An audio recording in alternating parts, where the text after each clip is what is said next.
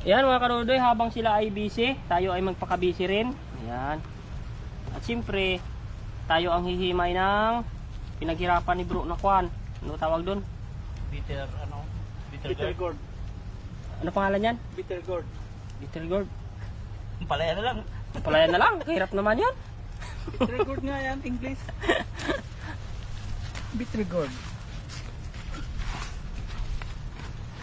Iba sa English ko yan eh. Iba sa English ko yan, Box. Ano? May paid. Ha? May paid. Pait? Oh. Pait.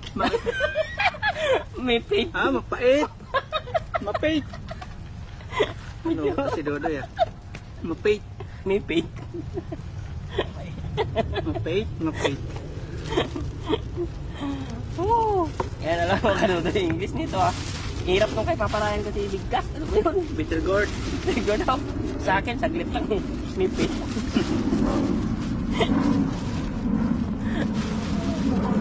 Tumitik ko na sibuyas mo. Oo. Tuduloy kong sibuyas to. Inutang natin.